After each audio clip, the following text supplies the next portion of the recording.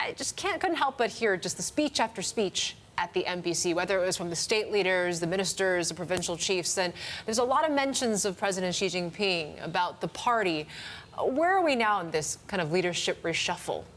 Yeah, well, I mean, the first thing is that Xi Jinping is clearly the key figure in Chinese politics and has been now for a number of years. And I don't think that's going to change. I mean, he's cemented his position institutionally, in state institutions, in the military, and in particular in the party. And he's the coordinating figure right across the policy issues that are facing China today. Now, sitting here in March, we're in the run-up to the 19th National Party Congress of the Communist Party, which will probably take place in about November this year, take place towards the end of this year. And that's the end of the first 5-year cycle of Xi Jinping's leadership of the Communist Party. It's an important point because we're expecting quite substantial reshuffle at the highest levels of the party.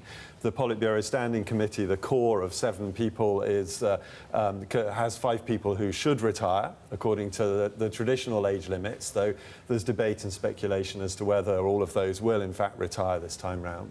And then the wider 25-member Politburo has about 11 people who, again, on the same calculations, should move on. So we'll see some new faces right at the top of Chinese politics around Xi Jinping. What's at stake if he doesn't ensure this smooth transition? You know, does this mean that it could undermine his ability to overhaul some of the state industries, to actually implement some reforms? Yeah, I mean, I think the chances of this not going smoothly are very small indeed. You know, the party has had a pretty good record over the years. Even back 5 years ago in 2012, when we had the Borsilai scandal and all the sort of excitement around that, the party managed to deliver its transition pretty much on schedule and pretty much in line with what we would have expected in terms of you know, people moving up the hierarchy in a fairly smooth way. So I think the chances of this going wrong are very slim. Now, what does it mean for policy? I think actually the policy framework has already been set out to 2020, and in some areas beyond 2020.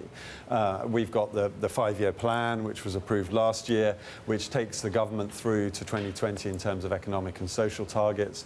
We've got the big reform document from 2013, which again looked out to a 2020 timeline.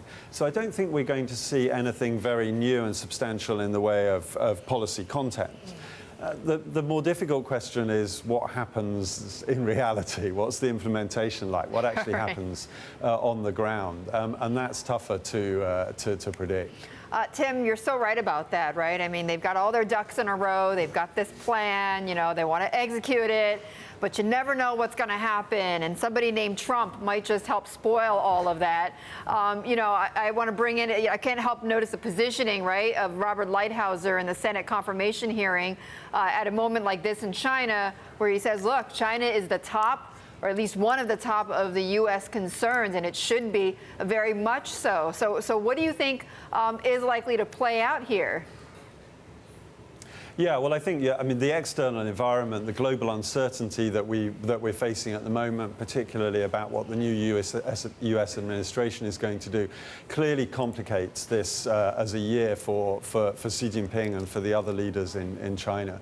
In elements of uncertainty over trade policy, over currency, but also more widely. And the Trump-Tsai Ing-wen phone call that took place towards the end of last year, I mean, that seems to have been put back into its box now with Trump's restatement of the One China policy. But I think it indicates that for the leadership in Beijing, you know, all sorts of things could happen over the course of this year.